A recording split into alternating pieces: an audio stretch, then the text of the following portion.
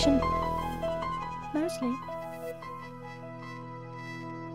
Welcome, friends, to Mostly Science and Fiction, a podcast about science fiction. Mostly. I am Jakob Paul Brunbauer, and today I welcome you listeners to the Oh, I just fucking hit the microphone. Didn't even notice. That's just picked immediately. Didn't even notice. Rebooting. This is a rebooting of a podcast after having some time off. And with that, I welcome a new voice to the podcast. It's a long-time gaming friend of mine. And friend? Is it weird to say gaming friend? No, I don't think so. I don't know. It basically describes... We met through gaming. Whatever kind of relationship that you and I have. Right, and I could say you're a science fiction fan. I think that would be... Which is why you've joined me on this assessment. adventure. Fadzy. Hello. How's it going, mate? It's going to How life. you been? I'm awesome. How are you? It's terrible because it's so obviously fake because we've been chatting for quite a while before hitting record. No, we haven't. I've So- never met you before in my life. Who are you? Who is this person? We met on Tinder. Yeah, that's it. I don't know why I just kept seeing dudes. Actually, I was on Tinder for a while, and dudes pop in there every now and then. I don't know, like if they fake the account or something. I don't know how it works, but it was quite strange. I wouldn't know, honestly. I mean, I only just got Facebook the other day. I'm vaguely aware of something called Twitter. The concept of Tinder, frankly, scares the shit out of me. It sucks so much, dude. So it sucks unless you want to just get laid, which I'm not really. When I was single, I'm single now, but I'm not on Tinder currently. But when I wasn't looking just to go out and fuck. I really was wanted. I was looking for like a nice cup of coffee or something. But everyone on there's just like, yeah, check out my tits. I'm just like, they're nice, but I don't. Do you want that in a relationship? I don't know. Well, it depends if you're looking for a relationship, I guess. I mean, if you're just out for a nice pair of tits, what is it? Swipe left, swipe right? I don't even know. But if it's as simple as that, man, that's something to do with swiping. God, to be young and stupid again. Let's kick this thing off. So, today we're going to do the ultimate Predator Showdown, as there is a new Predator film coming out. And as is tradition at Mostly Science and Fiction, I like to start off things with a fun fact. Now, you said you had a fact, but for later, is that right? That is correct. So I have a bit of a fact, which is more of a trivia. And I guess a lot of Predator fans, Pred heads as they call them, would be aware of this. But I don't know how many people do know, because I didn't know until like a week ago. But it was the original Predator in the 1987 film was Jean-Claude Van Damme. What? Well, I did not know that. Yeah, he was in the suit and he was doing all the stuff, and they had like this big red full body suit, like one of those full body leotard things where, like, you know, that you see him at like festivals and stuff, like Green Man or whatever. That is crazy, and that is actually very funny because that kind of relates to my fun fact. That's cool. He actually got kicked off the movie though because everyone else was too jacked. So you had Arnold Schwarzenegger, who was a gun at the time, still is, Carl Weathers, and a whole bunch of other guys on there as well. They were too big, and they didn't think that Jean-Claude Van Damme was muscular enough to be considered threatening. Yeah, right. Like, you'd think just being a weird alien would be threatening enough, but... Well, you'd think the prosthetics would surely take care of that. Yeah. Jean-Claude Van Damme, that's crazy. I did not know that. Yeah, that's really weird, right? But he also hated the suit that he was in because he says it looks ridiculous. He was complaining about how hot it was because they were actually filming in the jungle. And he wanted his face to be in the movie, which is pretty dumb considering he was cast as a monster. So, like, he was like, oh, hang on a minute. Can I get my face in this film? They're like, no. You're the fucking Predator.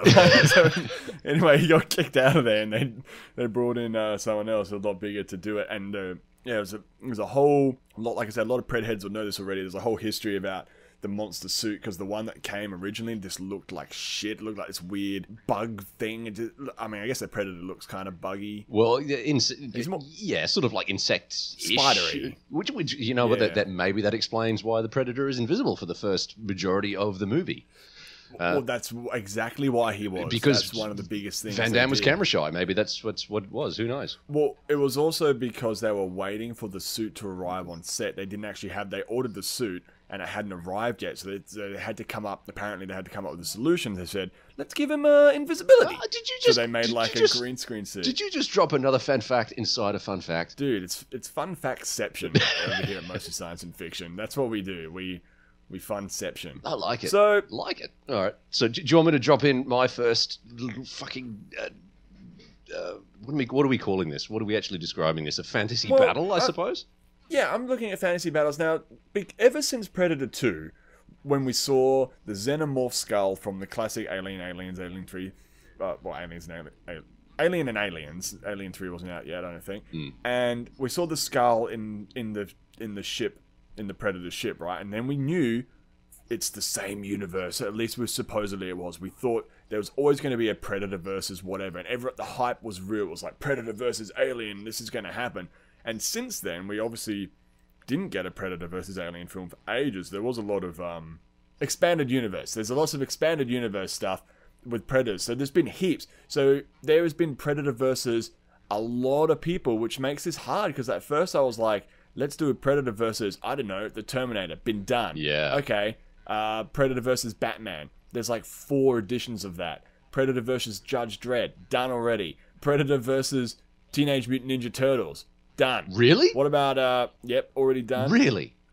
Yep, Predator versus the entire Justice League. Predator versus Superman. Like, yeah, Superman just rip his fucking head off, but apparently that's a thing. There's Predator versus Archie from the Archie comics. Like, that's a real thing that exists. This is insane. I'm sorry. Can you just rewind back to... These are in comic book form. Yeah, no, I gathered that. But can you just rewind that back to the bit where it was the Predator versus the Teenage Mutant Ninja Turtles? I mean... I haven't actually read it. I read the Archie comic today, actually, and it's crap. Well, but, that's worth a Google. Yeah, it's totally fun. You can get them all online for free if you want to do dodgy shit.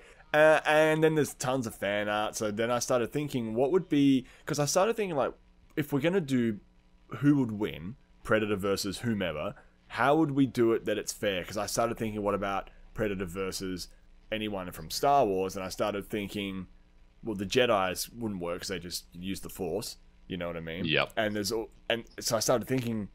One of the most iconic, Darth Vader, went online. There's just a ton of fan comics all about Predator.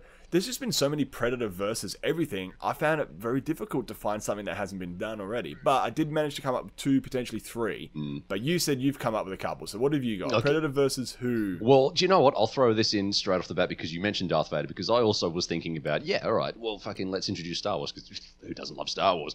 And then, yeah, the most obvious one there is, as you've already said, freaking Predator versus one of the Jedi. But which Jedi would be more interesting? Because I didn't want to just throw it into some sort of weird battle royale where the Predator would clearly be at some massive disadvantage, which is why I think Predator versus Superman is just flat out stupid. In fact, Superman versus anyone is flat out stupid, but that's a whole nother discussion. Superman sucks. I'm putting it out there. Fuck Superman. He's boring. I said it. He's boring. Like it's too good at everything. You can't beat him. It's just Batman versus Superman. It's pointless. Anywho, I mean, credit to Ben Affleck. He did a good job as Batman, but that's by the by. Dude, fly into space. In Superman 2, fly around the world, turn back time. Yeah. Keep turning back time until Batman's a baby. Why would you do that? You just shoot his head. You just rip his fucking head off. But I think those things, just quickly, sorry to interrupt, it's more of a morality thing, isn't it? It's really who's the most moral and ethical. That's what we're versing morals here, not skills. Yeah, but I mean, if you're going to watch a movie like that, you don't want to, discussion about who's philosophical conundrum. No, we just want to watch 2 superheroes getting it on. Anyway, smashing each other's heads into oblivion. What I would like to see, and this is a little different, I suppose, but Predator versus Emperor Palpatine. Interesting. The reason I've thrown that one out is because although the Palpatine is a Sith, and obviously Sith, very, very destructive race of people, however, Palpatine's general consensus or his the way he does business effectively is not necessarily to destroy something straight away if he can get some use out of it. So I don't think it would be a full-on battle royale between Predator and Palpatine. Palpatine would first attempt to corrupt the Predator. He'd try to convert him. Yeah, exactly, as he has done on countless occasions with Count Dooku, Darth Vader, who you mentioned earlier. That in itself, I think, would make for an interesting watch. Okay, before we get into too much detail here, that's more like a battle of the wills. I know, that's why I like it. I think Predator would probably just start shooting at him, right? But before we get into that, should we not discuss Predator weapons? What Predator... I mean, in that scenario, it doesn't really matter. It could be any of the Predators, because you're not talking about a fisticuffs here. You're talking about who succumbs Battle of to the who. Minds, almost. Yeah, that's a Battle of the Minds one. That's a very interesting way to start yeah, because... So if you look at the way that the Empire has operated in the past. Reference the Wookiees, you know, they enslaved that race. Realistically, if those universes were to combine where you've got the Predators in the Star Wars universe, there is absolutely no way that the Empire would not attempt to enslave or in some way overpower that race to corrupt them for their own diabolical gains, you know? Utja is the name of the Predators or something. Yeah, Yeah, you're right. They'd want to use those them. guys. But are they Yeah. more advanced than the Star Wars? Like, do you think, because they've got cloaking technology? I don't remember seeing cloaking in Star Wars. I don't remember seeing... The weaponry seems very similar, which is why I'm going to talk about in a minute. Are the Predators more... I look at the Predators like Klingons, you know? Like, they're very, very advanced. Obviously, if you've got interstellar, perhaps even intergalactic travel capacity, they live for a long time because they've got flintlock pistols and shit. I don't think they're necessarily hand-me-downs. I think in the expanded universe, they actually are, like the guy, remember in Predator 2, he gives Danny Glover the flintlock pistol. That's like... Yeah. There's a comic book about that where he got that from like 300 years ago, so he's that old. It's actually the same Predator, so they live long, but they don't have magic force powers. So I think you don't stand a chance against the Force, right? Yeah, which I suppose in hindsight, if you really were to break it down just to a simple matter of the Predator versus Palpatine, of course, is going to win. But a battle of the minds, though, I don't think so, because of course, physicality, right? Yeah, lightning fingers, Predator dead. Doesn't matter. Yeah. But this is where that's where it gets interesting, because it's almost like if Palpatine can't win over or break the mind of his victim, he in itself treats that as a failure almost. So he might not kill him. He's just going to keep trying, right? Yeah, but if it's a case of where he physically can't bend the Predator to his will, he would see that as a failure. And even though the Predator might lose in a physical one-to-one fight, just the fact that he wouldn't succumb to his will would in itself be a victory. Well, maybe, because I look at it like this, like the Yutjas, or however you say them, the Predators, we'll just call them Predators because I don't know how to pronounce their official name.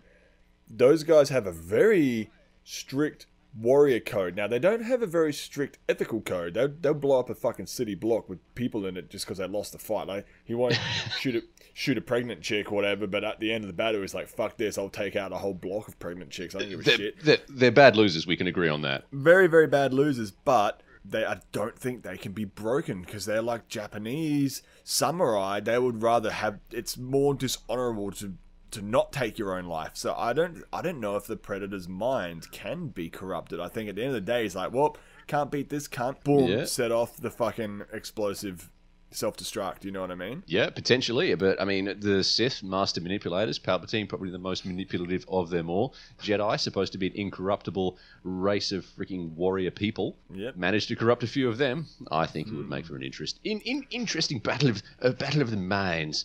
But So do we who want wins? to? Well, who wins? I think Predator wins. I'd like to believe that this ancient race that have been around for perhaps just as long as the Sith, who knows? I don't know if they are corruptible or not. Maybe they are over time, but I think because they're such bad losers, he might not get a chance to. He'd probably just try to blow himself up, right? Like, maybe if he didn't have any of his gear and he was just like this naked fucking Yutja running around, then potentially there's enough time for him to be corrupted. But I would like to think that he'll just be like, nope, sorry, boom, dead, just blows himself up. He's just like, oh shit, you know, like there's just no time to corrupt him. Well, do you know what? This is a little boring, but I'd almost call it a draw, because I don't think there's any circumstance where the Predator wouldn't die. But I think the Predator's always going to die. Yeah, but I think there's more than one instance where he would take Palpatine with him. Yes. Is there ever a scenario where he converts to the dark side? See, I don't know. I like a Sith Yutja, a Sith Predator? That's fucking cool, man. That is cool. There you go. Jesus. Do you know? Can we just say maybe because of the sheer awesomeness of that concept? Yeah, I'd like. Well, in an infinite amount of universes, that's happened. So yeah, you know, if you're talking about like string theory or whatever, probably there's Sith Predators running around in an alternate dimension somewhere. And that makes me happy. I love the idea of that. That's really, I do. That's a very difficult opponent to fight right there. That is my thought for the day. Sith Predators. I love it. Well, that's pretty good. I've got one, seeing as we're on Star Wars. So the first one I'm going to throw in there is Boba Fett. Okay, Boba Fett. Predator versus Boba Fett. Okay, so look, like it. here's why. Because Boba Fett's a hunter. He's Yep. of sorts. Some would say perhaps a bounty hunter. Well, Also, it does say that on the business card. that's right. And just like the Predator, he also collects trophies. He supposedly has 3 Wookiee scalps on his shoulder, like hanging from his shoulder pads. I never noticed that, but I mean that's pretty sick. But you Worth know, a Google. yeah. And but one thing we should talk about is if we're gonna start talking fisticuffs here. Whoops. What are the Predator weapons? Okay, there are so many weapons because there's so many different versions of the Predator. So which version of the Predator are we even talking about here? We're talking about original Predator, we're talking about the city Predators, we're talking about the super Predators, and there's even super Predators in the new movies. There's the ancient Predators. Yeah. So I think personally, if we're going to be Purists? talking about purists, one specific Predator, it needs to be the Predator from the original Predator film, as in Okay. the one that fought Arnold Schwarzenegger as the character Dutch in the first film. Okay, so that's what they call the Jungle Hunter, I think was the name given to that Predator. Jungle Hunter has the most iconic weapon, in my opinion, is the shoulder-mounted plasma caster. That's a very powerful weapon. He's obviously got his armor, which we can talk about in a little bit. But he's also got wrist blades. Yes, that's right. He's got his wrist blades as well. So that's what razor netting. Razor netting, was that introduced in the first film, or that was later? That's Predator 2. Yeah, that was. So we don't have that one. So yeah, with the net gun with the laser net as well. So yeah, we pretty much only got. Do we not have it? Do we not have it, or was it just he could have had it in the first film and just not used it? Yeah, that's what we don't know because it was the same clan supposedly in the second film, or maybe it's a different clan. I don't know. There's a whole lot of Predator lore that I haven't gone into. Like there's books and comics and all this sort of stuff. So I don't know, but they look very similar. So they are not the exact same one though, so I don't know about the original Predator. Supposed to be back in the new film. I haven't seen it yet, like the original race of Predators or whatever, and they have to fight this new super Predator, this new super hunter. But yeah, I'm pretty sure what he's got the wrist blades. Yeah, the wrist blades, plasma caster. He's obviously got his freaking whatchamacallit, the thing on his wrist, the Predator version of an iPad that blows stuff up. Yeah, so that's in the first Predator, that's all that does. But in the later ones, we find out it can do other stuff like control the ships and all this sort of stuff. But in the first Predator, it's basically just a self-destruct button. Well, it controls his stealth mode as well, doesn't it? Yeah, so he's got his stealth. He also has his helmet, which is your infrared scanning. And in the later Predators, that also can do different spectrums, not just infrared. But in the first one, it's only infrared. So if we're going just infrared, which is why Dutch was able to hide his heat signature. So that's pretty cool. So yeah, very limited compared to the other ones. The other ones, but yeah, I don't know. Does he have those weapons? He just never used them. Well, that's it. I mean, it's an assumption we can make, but I think what we can agree on is that he is both stealthy, has an expert capability in the melee, and expert capability in the ranged, making him an all-round, well-adjusted competitor in pretty much any scenario. I would say we would have to be purists if we're going the original Predator 1987 or whatever it was, which I think is fair. I think when you think of the Predator, that's the Predator that you think of. Yep, and I think then we have to. He's only got the weapons we see used in the film. All right, agreed. Done. I think that's fine. So we're talking plasma caster, wrist blades. Is that it? Yeah, that's basically it. I feel like I'm missing something. Didn't he have no, he didn't have the spear. That was number 2, the combi stick. I think that's all he had, right? And self-destruct. Yeah, well, that's it. Did he have the sword? No, we didn't have the sword. No, there was a sword in Predator 2, but we don't see it used. It's strapped to the side of one of the guys at the end of the ship when Danny Glover goes into there. But we don't see it in action. Fair enough then. Okay, so wrist blades, blaster, and all of the other freaking gadgets. But either way, still pretty freaking lethal. Yeah, incredibly. I mean, it's weird that he died in the first place, but I mean, okay. So we know that a human can kill him. So now we're going up against Boba Fett. So we already know he's a hunter. We know he has armor with blast marks on it, indicating it can take pretty heavy hits. And after a bit of research, apparently it has micro energy field and ceramic plating that protects him from the elements, but also weapons fire. So the real question is, will the plasma caster penetrate Boba Fett's armor? Tough to say. I mean, it's Mandalorian armor, which is, if you are into your Star Wars lore, which I'm proud to say that I am, was some of the strongest in the galaxy at the time of its creation. Mm-hmm. However, we're cross-universing here, so those plasma casters look pretty friggin' powerful to me. I mean, they can blow a xenomorph into little pieces in a single blast. But a xenomorph's not traditionally that tough. I mean, even M1A4 pulse rifle can shoot through. Which is in itself a pretty decent weapon. It's one of my favorites for sure, but it has explosive nitrogen tips or whatever they fucking call it. So I think it would be fair to assume that if he was to land a direct hit on Boba Fett, it would cause some serious damage. But like glancing hit, maybe not? Probably not. But a full-on direct hit, I think we can fairly assume would penetrate and, potentially even blow off a limb. Potentially, yeah, because he doesn't have. He only really has chest plates as well. I don't think he's completely covered. Yeah. In armor. So in that sense, I'd suggest that probably the only way that Boba Fett has got a lot of dexterity. He has his jetpack. He's a pretty stealthy motherfucker. He's got flamethrowers in his wrist gauntlets. He's got a whipcord launcher, so he can tie him up. Maybe he can that's almost like the Predator's netting gun. Yeah, so absolutely. He's got the whipcord launcher. He's got rocket darts in his knee pads and a ton of other rockets. He's also got his carbine rifle, which is the sort-of E23, which is basically just a big fucking blaster. So I don't know, are the Star Wars guns the same as the Predator guns in terms of oomph? Like, they look very similar. They're both energy weapons. How do we determine which gun's the best? Or can we safely assume direct hit from either of them is a kill shot? I'd probably suggest that a direct hit would be a kill shot. Because Predator can get hit by normal bullets, like Earth bullets. Yeah. Of course he's going to get hit by fucking plasma pistols. And he has got nowhere near as much armor as Boba Fett does. I'd suggest that Boba Fett probably has the firepower superiority as well. That's interesting to say that. Yeah, because the Predators use more like melee stuff. They like to get in there and dirty. Like, they like to get their hands in there. They do, and if he was ever to engage Boba Fett in said melee fight, I don't think Boba Fett would allow that, but if that was to occur, he'd be stuffed. But then again, on a purely range-to-range basis, I think Boba Fett would probably come out on top. Boba Fett was... But also Predator has stealth technology. I would say Predator's a sneaky boy. He's a sneaky boy. Perhaps he's more intelligent, though. I mean, at the end of the day, Boba Fett, jetpack malfunction, fired off into the side of fucking Jabba the Hutt's ship, and then he fell into a big thing in the ground of Sarlacc. So I mean, how smart is he really? He, wraps up Luke Skywalker. Luke Skywalker's like, nope. Cuts his gun in half, and he's shooting, he's missing him every time. Then when the whipcord loosens, he trips up. He's like, ugh. Then his jetpack malfunctions. He's like, ugh, in the side of the thing, and then he fell into a giant snake in the ground, which wasn't absolutely fair enough to say that his overconfidence is his weakness. Yeah.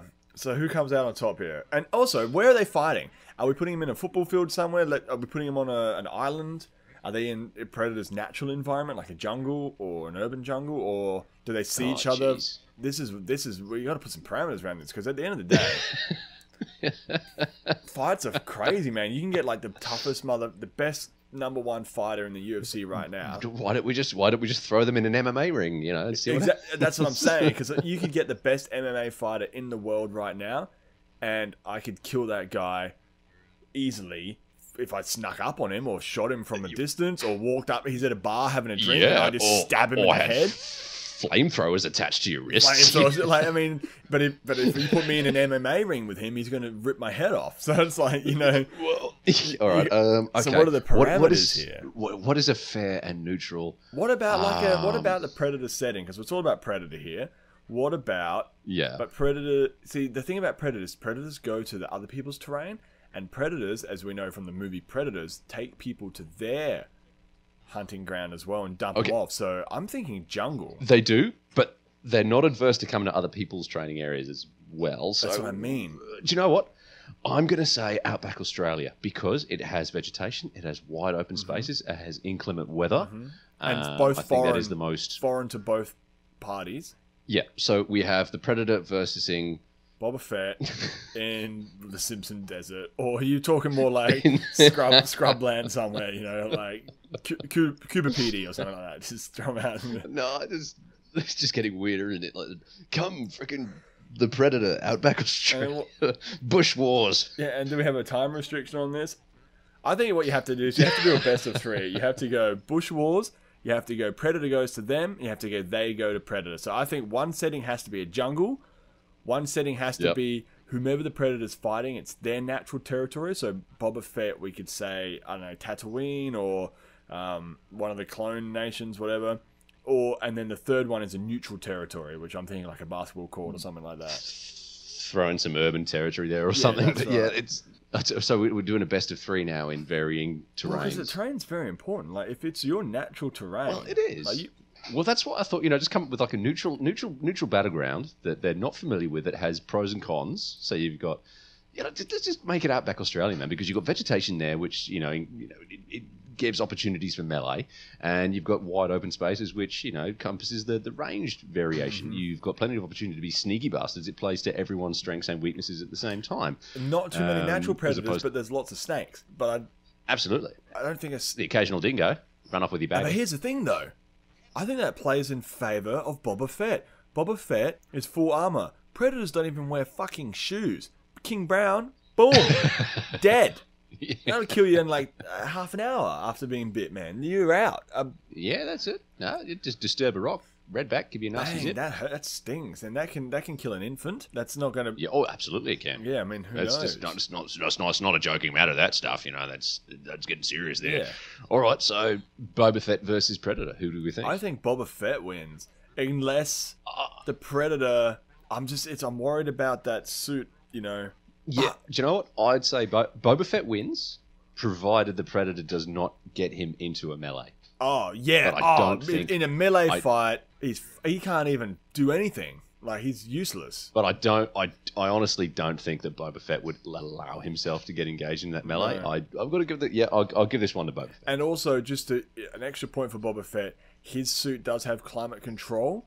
So I'm thinking he can turn his body signature right down and be undetectable by the Predator's infrared. Climate control, you say? I did not know Toyota made Boba Fett's suit. That's interesting. Yeah, supposedly so. Yeah, moving right along, I'm going to drop it out of the Star Wars universe. Yep, let's get out of there. You already know what I'm going to say, don't you? I think I'd Teal'c.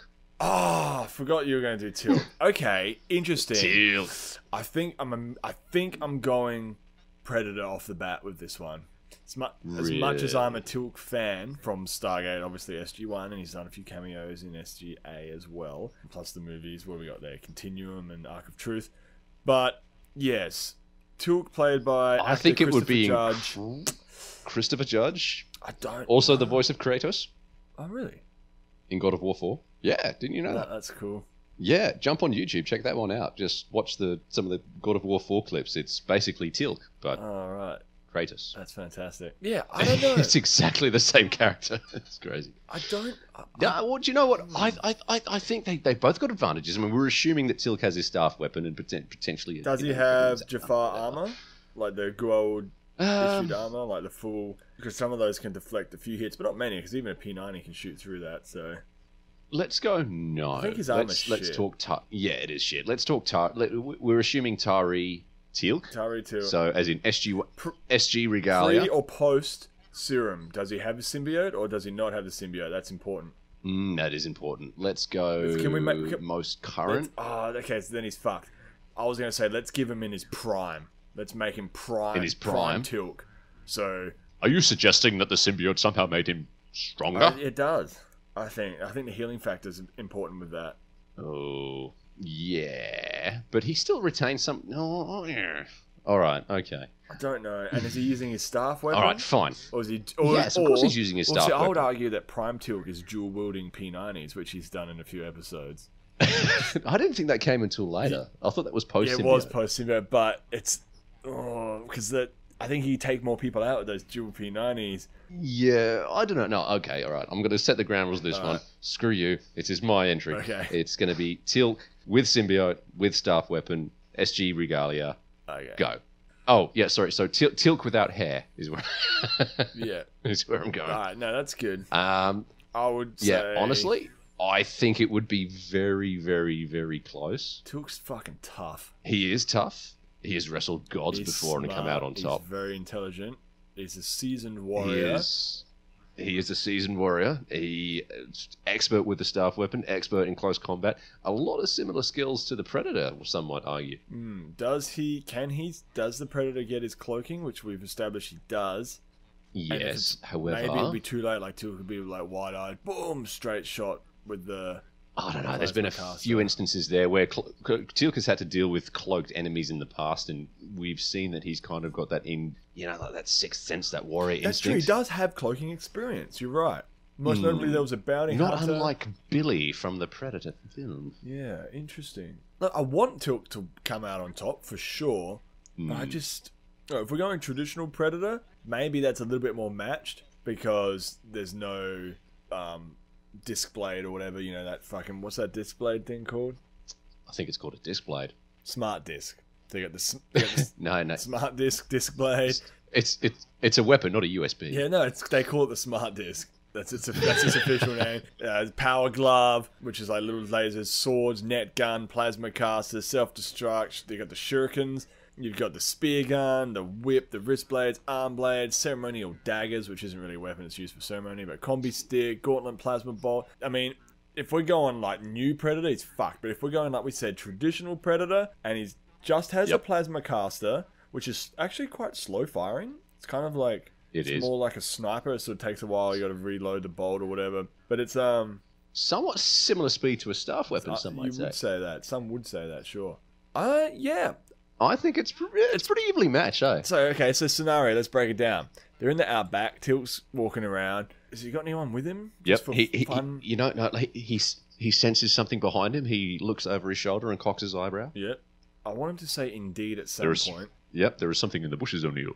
But O'Neill's doesn't have the full kit out. He doesn't have O'Neill with him. No. So it's literally just him in the scrub. No O'Neill, no Carter, no Daniel Jackson. Well, the only way no one to say indeed to. The only way I could see him succeeding is the Predator would have to miss his first shot, and Teal'c would have to be aware of the Predator's presence because. Agreed.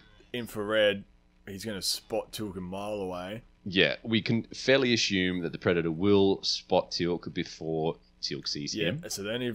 And because any chance Teal'c would stand would involve him him being alerted before that first shot rings out. Exactly, because usually in the Predator movies, especially Predator 1, Predators, even Predator 2, heaps of people have to die first before the main protagonist realizes what's going on. But if it's a one-on-one fight, Predator always wins the first one. He always gets one kill. So, yeah, but I think you got to, like I said, throw him back to that old warrior sense that Teal'c has. Yeah, so you reckon he's got like a spider sense, a Teal'c sense? Yeah, absolutely he does. Yeah, he does. Absolutely. He's shown though, and I can't think of any sort of one instance where... Actually, yes, I can. Remember that episode where they first encountered the UNAS? Yes. And there's that swimming pool. That episode was called the pond Thor's full of Hammer. Yes, that one. Yes. And no, that's the one that Daniel Jackson gets kidnapped by. Oh, right, that was a later one. So it's the second time. Yeah. The second time they encounter. There's like a big lake full of gold symbiotes. Yes. And before one even jumps out the water, Teal'c knows exactly what's going to happen. He's got that sixth. He's got that sixth sense. He's got the warrior sense. Okay, interesting. And he has his staff weapon. Does he have his staff weapon, or just the staff weapon? Let's go. Yes, it became a standard issue for the SG. Yeah, sure. Yeah, it did become a standard issue for the SGC, the penis gun. Do you know what? I'm going to call this one a draw. Yeah, I can't. It's hard. We're drawing all over the place here. Yeah, I think what's becoming clear is that there is no circumstances where either one of them would necessarily have an advantage. And I think if they legitimately went toe-to-toe, range weapons against range weapons, they'd be pretty well matched. And if they went toe-to-toe in the melee, even though the Predator's got his freaking wrist blades, Teal'c is a melee weapon in himself. I would say Teal'c would beat the Predator in a melee fight because he's got just fast strength. I would say that Predator would have to use the element of surprise to defeat Teal'c. I think Teal'c in a melee fight would beat him for sure. I reckon he'd have some serious injuries, but if we're talking symbiote Teal'c, as in the ability to heal after the battle, yes. Yeah, I mean, like even Arnie gave him a good pummeling, and there was that Yakuza guy who fought one of the Predators, and that was a more advanced Predator too, and he had a sword, and he was fought him hand to hand with the sword. I would say Teal'c's post-human. He's beyond human. He's like stronger, faster, wiser, more experienced. He's a Jafar. He's a Jafar. So in hand to hand, if a human can best or come very close to besting a Predator in hand-to-hand. Absolutely a Jafar warrior as great as Teal'c, said to be one of, if not the greatest warriors of all time. Jafar warriors of all time. Yeah. Well, yeah, see, even that, it's... yeah, all right, so we're leaning slightly in Teal'c's favour, but acknowledging that he'd be pretty fucked up after the fight. In hand-to-hand, I would argue Teal'c would win most of the times, but not all the times. So they keep respawning. I did a video a while back on YouTube called Luke Cage versus Iron Fist, because they fought before in the comic books. The new series has come out and they had a bit of a smash. The new Iron Fist series is out. I might have to check that out. The last one was pretty bad, but you know, I like kung fu stuff. So, who doesn't? The consensus was, oops, pardon me. The consensus was, Iron Fist wins most of the time. Luke Cage wins some of the time. Now, I won't go into too much detail about why I think Iron Fist wins, but the point is, fights are unpredictable. You can get a fluke shot in there. You ever watch UFC? You just bang, oh shit, drop my wrist, and then bang, knockout punch. It's only in like wrestling and stuff like that where really the superior opponent. So you never know. Like Teal'c could be taking a shit in the outback, and then bang, he's dead, or vice versa. You know, like you know. No, I think it would be fair to assume that he's not sat out in the outback taking a shit. Well, how long are they out there for? Are they out there for a week? A day? Who knows? Well, all right. A chance encounter? But let's assume that chance encounter occurs when both of them are not taking a shit. Are they aware that they're there to fight someone? That's the real question. Is the Predator drawing them in? Because here's the thing. If the Predator's like, oh yeah, man, Jafar's just been dropped into me bloody outback, I'm gonna go give him a bit of a bloody go, then of course he's gonna win, because he's there, and Teal'c's like, what the fuck happened? Like, I was just, what is this? Where was I? Wasn't I in Cheyenne Mountain or something, or on another planet? Well, okay, all right. Let's assume that they're both. Let's assume that they're both alert, not necessarily aware of each other's, presence, but aware of some kind of threat. And why would they don't know what that threat is? They don't know what that threat is. They kill each other, because like if I'm trapped in the middle of the desert and someone rocks up, I'd be like, oh, thank God, how's it going, buddy? You know, like, but why would they just be like, fucking kill you, motherfucker? Like, I think they need to know that they're having a fight. I think that has to be a precedent. Like, they don't know who they're fighting necessarily, but they know you're being dropped into a random environment. Okay. Someone's going to kill you unless you kill them first. Go. Yeah, I agree. No, okay. So they're both aware that they are in the hostile Australian outback and that they are there to kill each other. Yeah, but they don't know. They do not know who each other are. Yeah, I like that. Yeah. Okay. Sweet. In which case, I like how we're making up the rules for this fight as we go. Yeah, and in that case, I'm starting to lean more towards Teal'c. If he already knows someone's out to get him, I think Teal'c wins. I think Teal'c wins most of the time, not all the time. So, yeah, all right, okay. I think if in the ranged fight, it would be fairly equal. As soon as they get into the melee, provided Teal'c can be at least aware of those wrist blades, because as long as the wrist blade doesn't stab the symbiote, and the Predator doesn't know that he has to stab him in the gut, so Predator's going to be going for chest, arm. The only time a serious no, the Predator would know. The Predator would know about the symbiote because he can see it. But no, because only that detection software came through in Alien vs Predator and Predator 2. In Predator 1, he only had infrared. It wasn't X-ray. Yeah, but he'd still be able to detect the heat source. You reckon he's hotter in his belly than everywhere else? Yes. So he would either assume, I don't know about that. I don't know if he'd be horny little boy, or I don't know if he'd be hotter in his belly. I think he'd just be all red.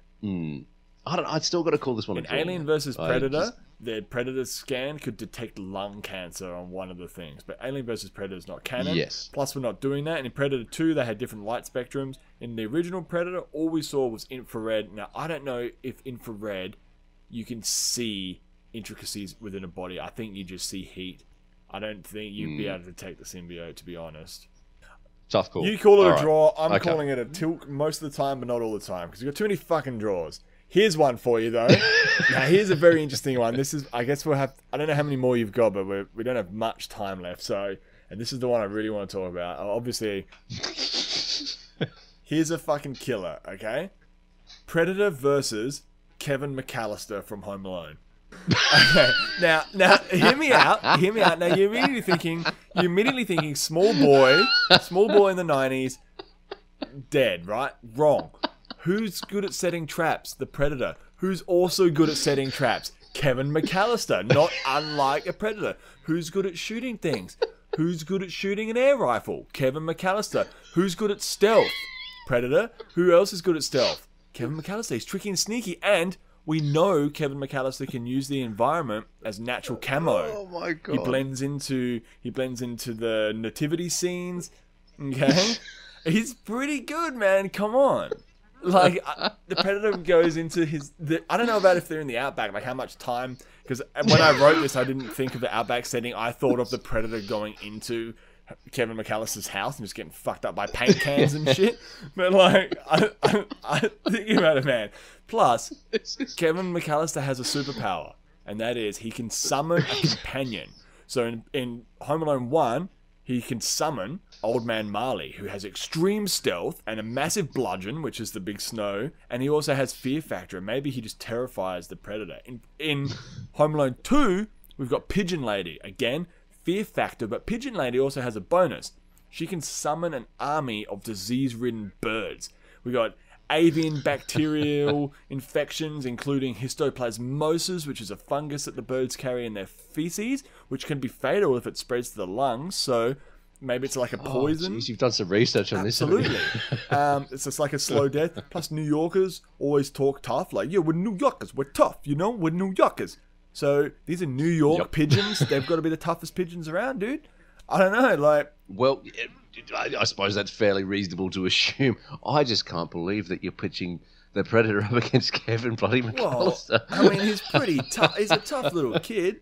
I mean... Oh, he's resourceful. Exactly. He's resourceful. And he's good at setting traps. Predator also sets traps, especially in the later films. Yeah, look, yeah, all right. You're overstepping it a little bit, though, because I don't see how some Christmas decorations carefully placed at the bottom of the stairs is going to stop the Predator. Okay, let's go Home Alone 2 then. Electrocution, flamethrowers, you got chest of drawers, you got falling from great heights, paint tins and pipes to the face.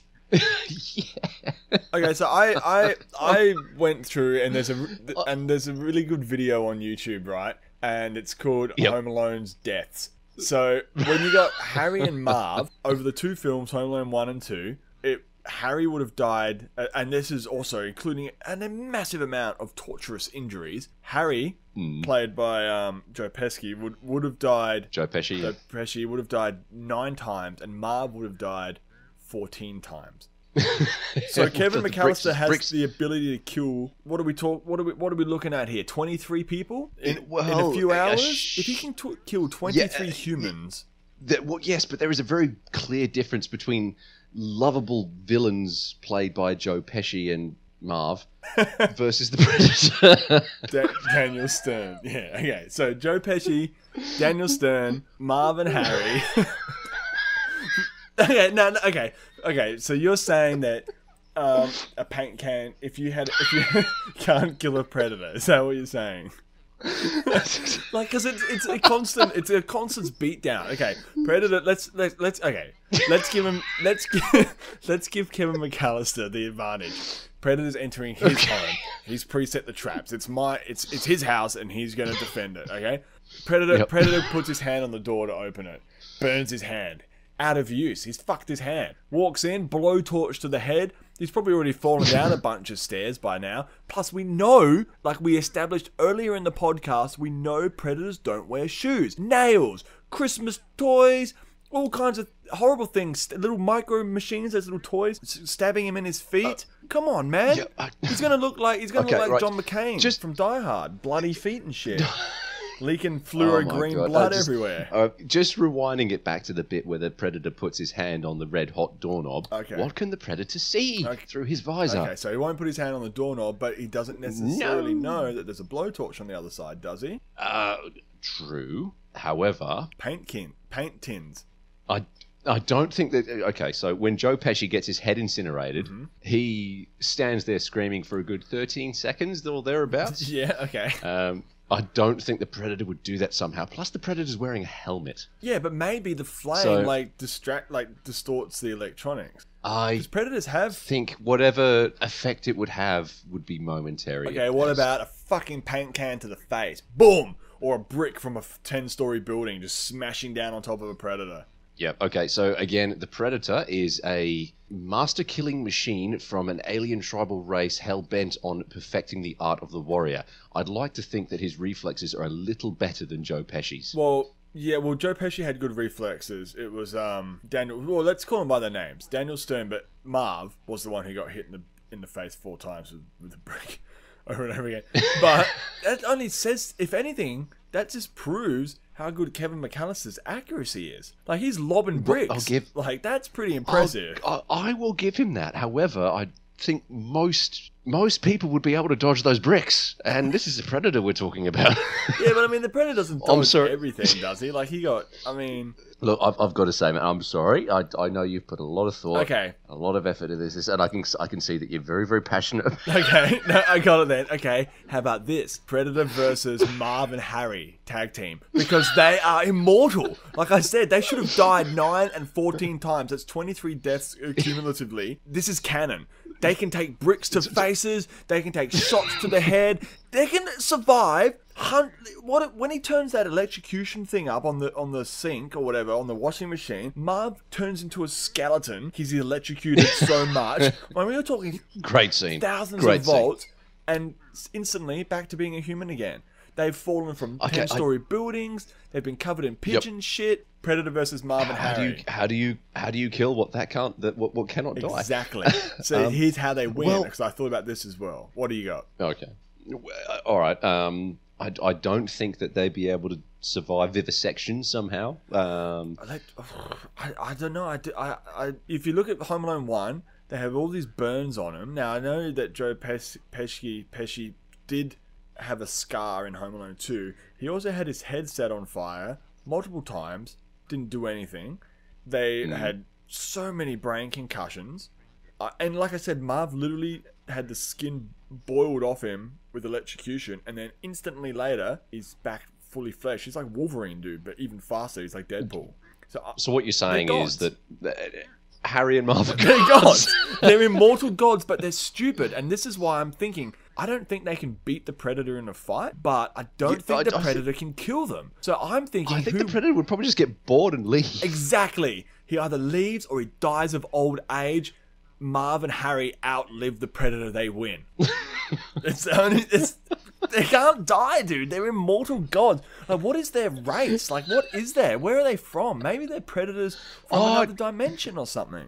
Do you know what? Maybe, you know what? We'll link this all in so it's all canon. Maybe they're just retarded old gods. They've got to be something like that, dude, because... They are Apophis's distant cousins. They moved to Earth because they couldn't really deal with the whole system lord bullcrap. They lived there too long. They forgot what their true purpose is. Yeah. Decided to start robbing houses at Christmas time. I don't know. No. Maybe they're more like predators. I'm thinking there's some sort of weird predator that their souls have moved into this human form, but they still retain this weird... There's some sort of weird god, but they still want to hunt. So they're hunting. They're the wet bandits. They're trying to steal these things, but really they're hunting. They're hunting for treasures. They're ancient treasure hunters, not unlike the predators who hunt trophies. They're hunting trophies, but from inanimate places, inanimate objects. So we're seriously suggesting that Harry and Marv from the Home Alone series are actually predators. And they've been sent to Earth. Yes. So long ago that they've forgotten what their true purpose is. They were the dumb ones. They are just driven by an uncontrollable desire to hunt for trophies, whatever that may be. It could be because remember, Marv also collects the little snowball shaker things and puts them on the front of the car. Like, he loves collecting those little things. So he's a trophy collector, not unlike a predator. So, I mean, come on, dude. I'm pretty sure these guys have some distant connection or something like that. But regardless, we know that they're immortal.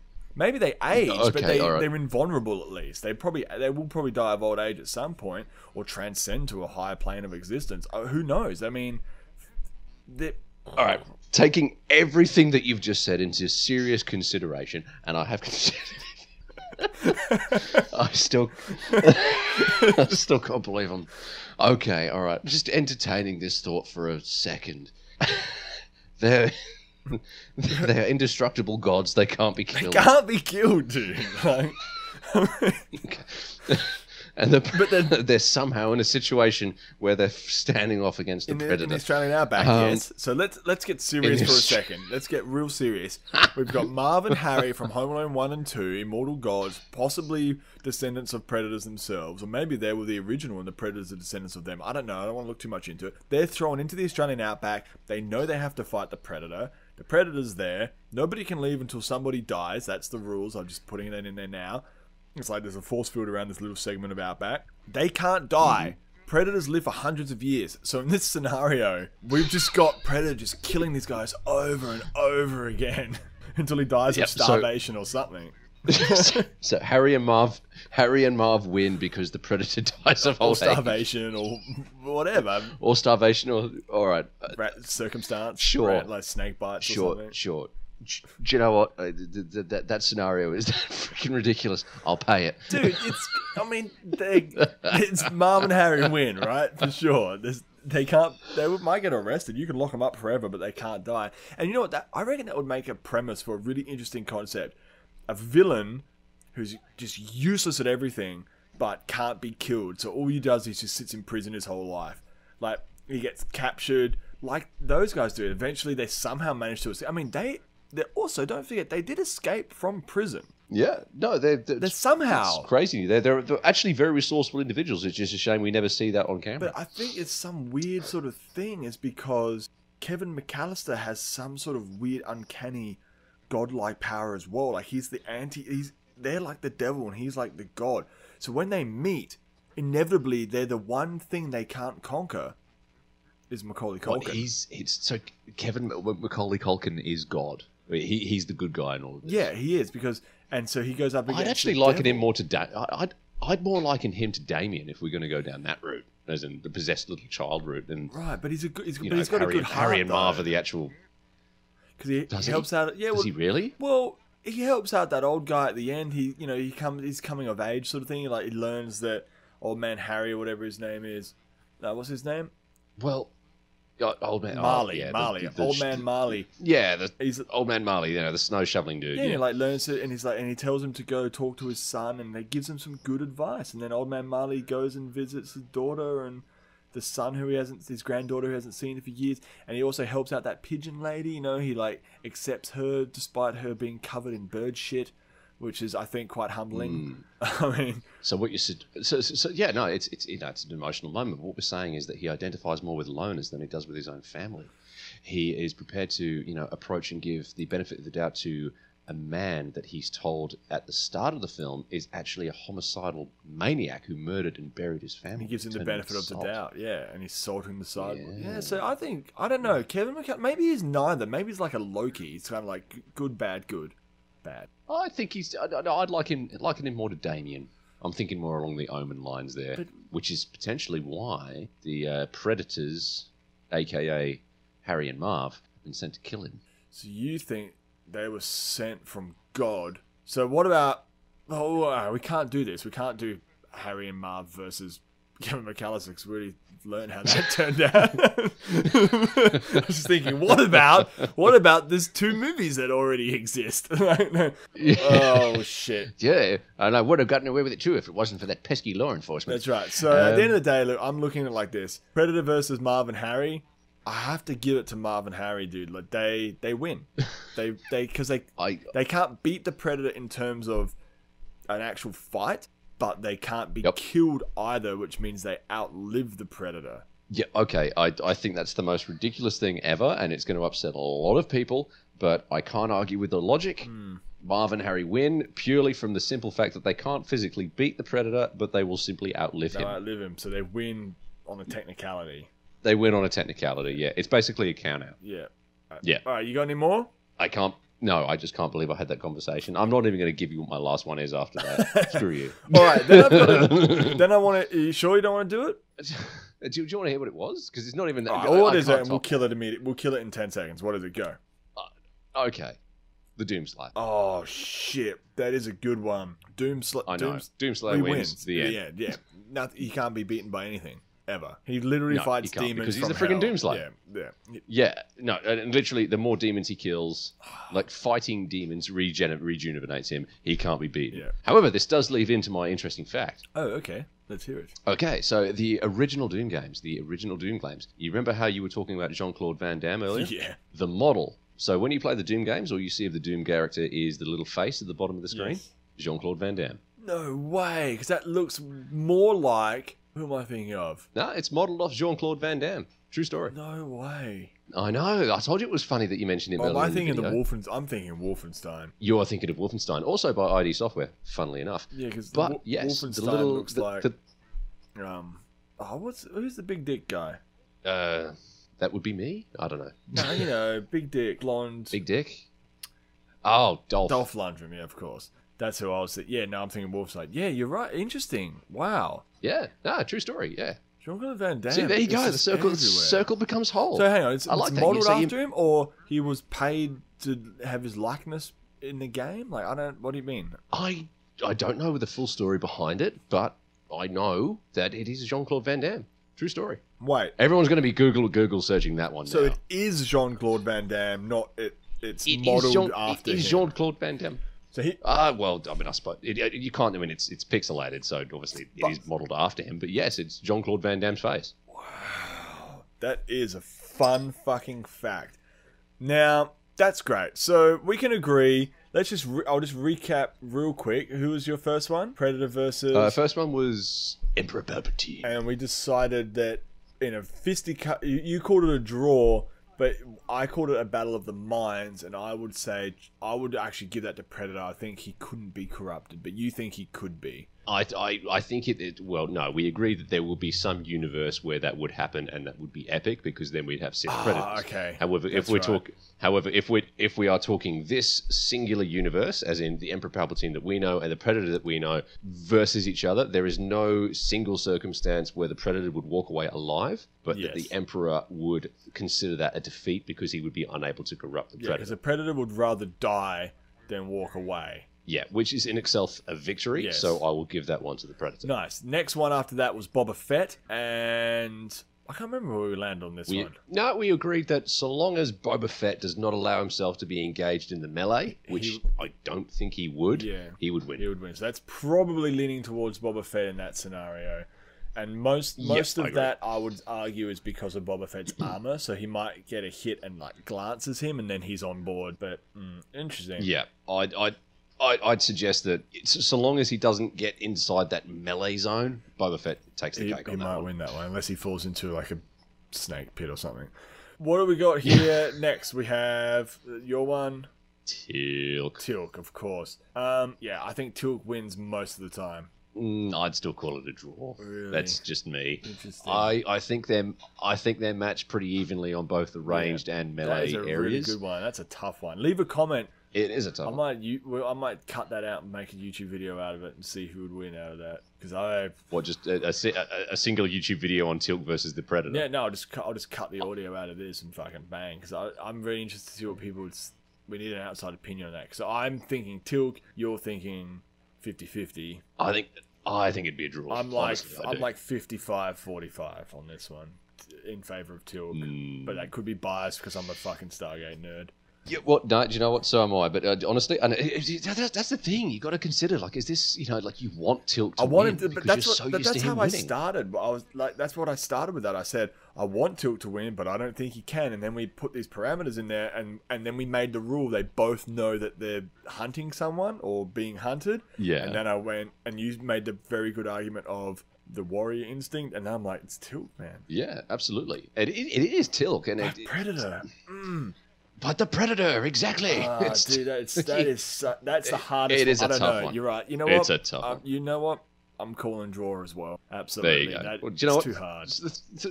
Well, we'll throw that one out to the public, man, because that's got to be a vote. All right. How about this one? Kevin McAllister versus the Predator. I still can't believe it. I'm sorry, man, but the Predator beats Kevin McAllister. Okay, yeah. I don't know, because here's the thing we never considered. What universe are we in? Because if we take it to the Kevin McAllister universe, well, they're never going to have him die. Now we're getting really existential, but okay. No, we He's are. Dead. But then we've got Predator versus Marvin Harry, and I think we can all agree Marvin Harry are immortal, and they win on a technicality. That's what we agreed on. And then the last one was... What was the last one? Oh, it was Doom guy. the Doomslayer. Doomslayer, yes. Which Doomslayer wins all the time. Yes, easily, because the Doomslayer beats anything that is even remotely demonic, which the Predator clearly Here's is. an interesting question. I've got one more thing to finish up. One more segment. I'm introducing a new segment. But before we do that, out of all of these guys, who wins out of all of them? What, as in if they all had just a massive It's battle royale? It's Marv and Harry, Oh, obviously. Teal, clearly. No, it's Clearly. they can't be killed.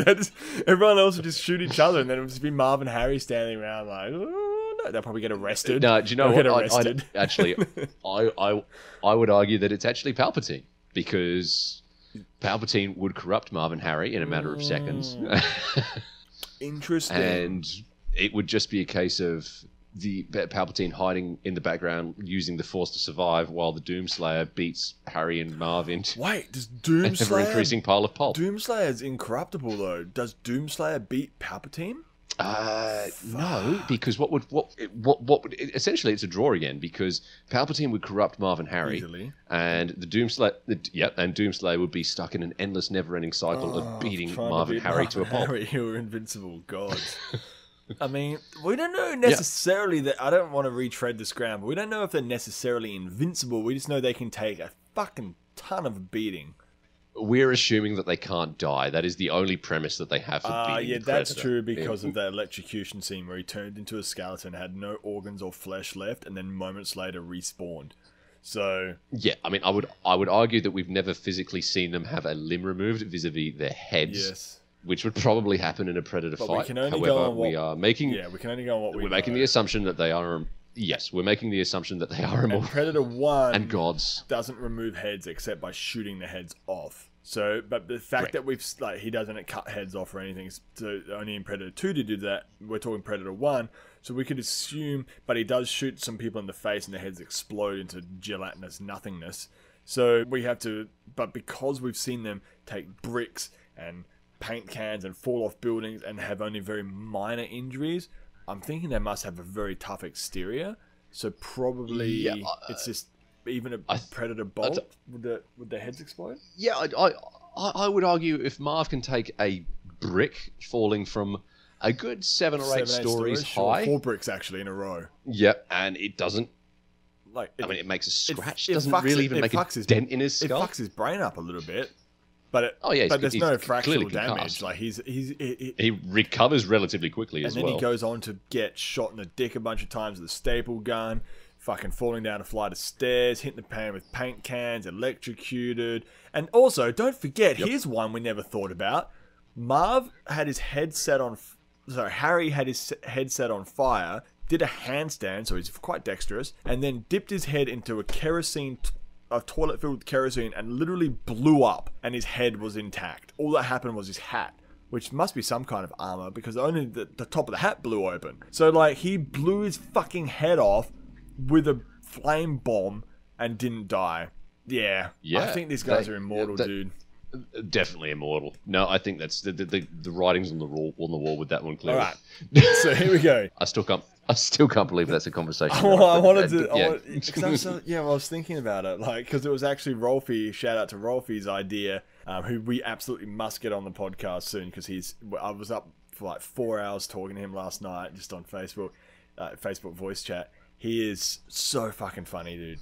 We have to get him on here, but he was the one that said like Kevin McAllister because of the traps. But then I started thinking about the immortality of Marv, Marv and Harry.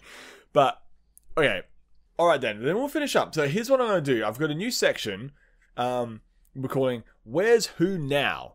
Which, like I said, was a segment suggested by my gaming friend and your gaming friend, Rolfie. Which is a segment where we're going to find somebody from like a Where Are They Now sort of scenario, but we're going to try to think of lesser characters. So I've got one here. Oh, I love those. Yeah, this is great. So here's a Where's Who Now. And like, when I say lesser, I mean you don't even know who I'm talking about unless you are an absolute mega fucking fan of the original Predator film. Of course, I'm going to keep it relevant. And that is Steve Boyum in the original 1987 Predator movie. Steve Boyum, I'm probably pronouncing that incorrectly. It's B-O-Y-U-M. Spell it. B-O-Y-U-M. Boyum. Played the famous role of hostage executed by the Russian. So it was on screen for about 6 seconds. It was uncredited. But this is when Dutch, played by Arnold Schwarzenegger, was looking down in the opening credits before we actually see the Predator. I mean, we see the Predator ship. He's looking down into the village there, and one of the guy beats this dude, puts a gun to his head. The Russian, bang, shoots him in the head, and he dies straight away. And then he goes, do you remember that scene? He just executed a hostage. That's terrible. I know. He just executed the hostage. Yeah, both of our impersonations are terrible, but that's what he says. Well, it turns out that Steve Boyum is a veteran stunt performer who has been rocking flips, trips, kicks, fucking stunt coordinator, stunt performer, everything and so on for years. He had his first credit in Search of the Gods in 1975, and his last stunt that he's been credited in was You Mean Dupree in 2006. So not a great action film. But apparently he's still active. It's been 12 years since his last film, but he's still looking for gigs apparently. He's 66 years old. He lives out of Palm Springs, in California. But here's some of the films he has worked on, including doing stunts and or being a stunt coordinator, which is actually a very, very important role in an action film. So we're talking classics like Groundhog Day, True Lies, all the Mighty Duck movies, Buffy the Vampire Slayer, Thelma and Louise, Lethal Weapon 2, the A-Team, the original A-Team TV series. And he's got like 50, 60, 70 credits where he's been doing all this stunt work. So I thought that was pretty cool. So Where's Who Now? That is quite a resume. It is. So this episode's segment of Where's Who Now is dedicated to Steve Boyum, 66 years old, stunt performer and coordinator who played hostage who got shot in the head executed by the Russian in Predator. So Steve Boyum, good on you, mate. Bloody keep doing them stunts, mate. Good on you, Steve. And let's be honest, guy who gets executed by Russian, that's something we all wish we had on our CVs. Absolutely. I mean, on a film CV, I don't know if that's what I want to be. I don't want that on my tombstone. Like Jacob Brumbauer, born 1986. Died 2018, executed by Russian. That's a bit of a legacy though. Actually, fuck it. It is legacy. Whatever it is, I like it. Yeah, that's a good way to go. Marv and Harry probably have it. Hey? I said Marv and Harry probably have it. Yeah, well, they would have been. I mean, now I wonder. Marv and Harry, not probably getting Pesky and Daniel Stern. Do you reckon they're still out there? Being bashed to death by children but not dying? Somehow knowing that they're out there doing what they do. Smashed in the face by bricks covered in spiders and pigeon shit. Gives me a reason to hope. Interesting. And I think we'll leave it there for today. So, you've been listening to Mostly Science and Fiction, a podcast about mostly science and fiction. I don't know how to I never know how to finish these things. I don't have a sign off. I'm busting for a piss, so I might just wrap this one up. Yeah, me too. I'm really busting. So I think I'll just end this one quite abruptly and say thanks for listening, everybody. No, I remember how I used to finish these things. We used to say check out the website and all that, but I don't think I've got any websites anymore. So check out the website. We'll make one. Yeah, it's on Podbean. But which, if you were listening to this, you would be already on that. You can check out other things that I do on YouTube/Jake's Place. You can check that out. I do little sci-fi breakdowns, explanation videos, and I'm working on a new cartoon at the moment, which, Fads, I'll have to talk to you about that. I wouldn't mind utilizing that deep, sexy voice that you got there, mate. Sure. Throwing that in there a little bit, you know what I mean? But I really have to go pee out of my penis, so I'm going to sign off. Fadzy, any last words? I'm there with you, brother. I'm sitting with my legs very tightly crossed right now. Yeah. All right. Then thanks for watching, listening, whatever medium this is, listening, and leave a comment. Who do you think would win out of the fights that we've mentioned? Predator versus whomever. And also, what do you think you would like to see? Predator versus whomever. And are Marv and Harry gods?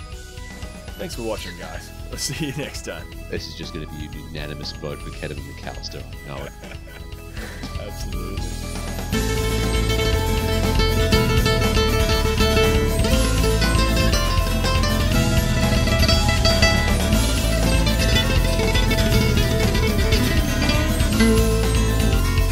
Thank you.